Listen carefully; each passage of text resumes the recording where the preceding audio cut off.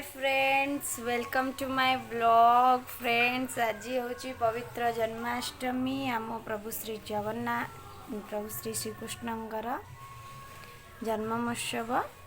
मुझे वर्ष फास्ट भावी फास्टिंग करी बोली कहीं जन्माष्टमीटा करी बोली भाभी किंतु करेलानी ड्यू टू जेजेमा डेथ होती 1 ईयर कंप्लीट होनी। सो आमर करहबनी।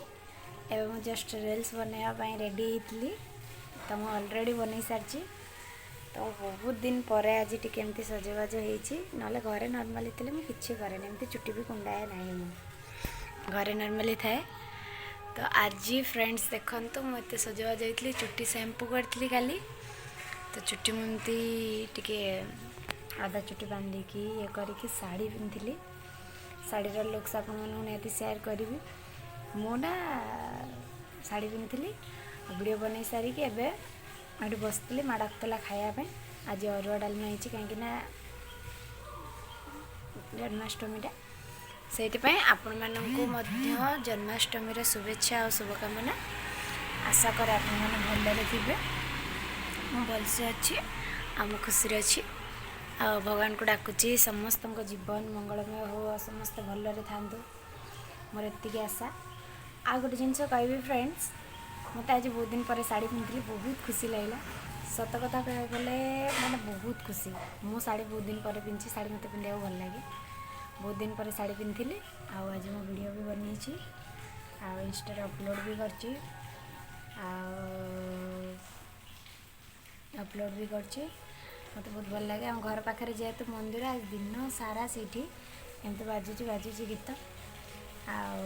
फ्रेंड्स मो लुक्स आपमती लगुच कहतु मुझे सजाई किंतु शाढ़ी एवं खोल देती शाढ़ीर फोटोटी आपको सेयार करी ब्लॉग बन पाली ना कहीं जस्ट मु कम टाइम पिंधिकी शाढ़ीटा गरम लगुला खोलीदेली। तापर मु बसिकी बस माँ सहित खाइबी भात डालमा माँ खटा बनई पापड़ खाइबी भात। फ्रेंड्स केमती अच्छा कहतु। एक्चुअली पीहूर ब्लॉग मु आनी पारुनी कहीं पीहूर देह टिके भल ना ज्वर थंडा ताको जोरसे हो कौन करवा।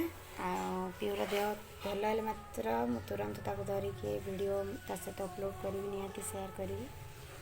ओके फ्रेंड्स रही आ जन्माष्टमी आपण मैंने भी एंजॉय करूँ जो मैंने फास्टिंग कर टेक केयर से मोर से भलसे फास्टिंग करूँ। आ गोटे जिनस कह फ्रेंड्स आज मंदिर जाकि पूजा भी करेंगे जो मैंने फास्टिंग कर। आशा करे जहाँ भी आप भगवान को प्रार्थना कर